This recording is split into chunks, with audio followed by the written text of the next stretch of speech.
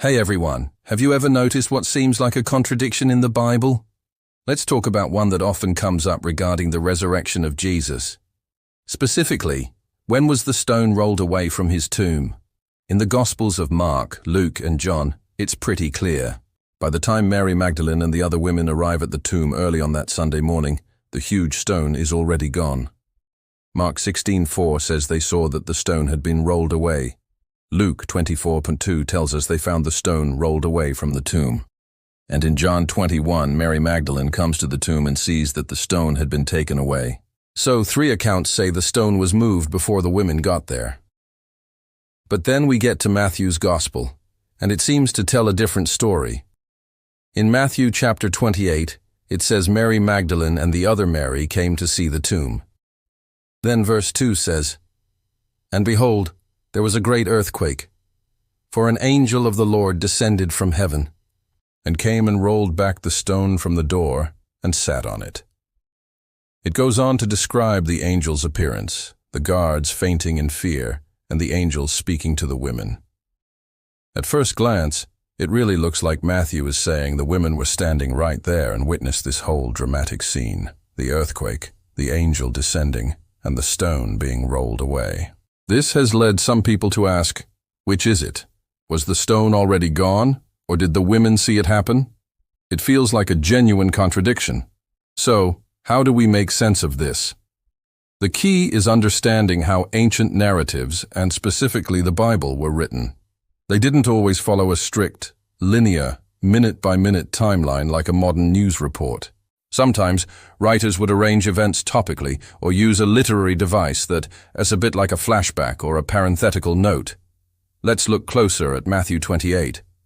Think of verses 2 through 4, the part about the earthquake and the angel, not as what the women saw, but as Matthew hitting pause on the main story to give us, the readers, some crucial background information.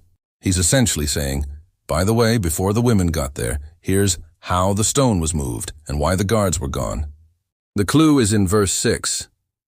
After all the drama, the angel says to the women, "He is not here, for he is risen, as he said. Come, see the place where the Lord lay." The angel's statement implies that Jesus had already risen. The earthquake and the angel's arrival weren't to let Jesus out. He was already gone. They were to reveal the empty tomb and to serve as a divine announcement of the resurrection. So Matthew isn't saying the women witnessed these events. He's using what's called a topical arrangement. He wants to group all the information about the stone and the angel together, even though it happened slightly before the women arrived on the scene. It's like telling a story and saying, "Now what had happened earlier was." This isn't unique to this passage. The Bible does this in other places too.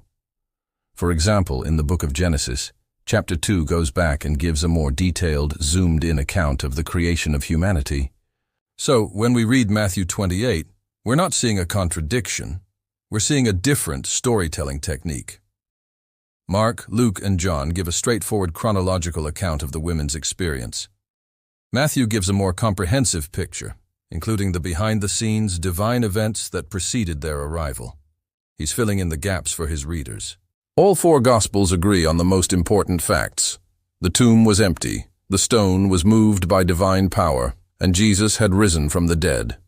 The apparent discrepancy is just a difference in narrative style, not a contradiction in fact. It's a great reminder to consider how and why the biblical authors wrote the way they did. I hope this helps clear things up. It's one of those details that can be confusing, but when you look at it in context, it makes perfect sense. Thanks for watching.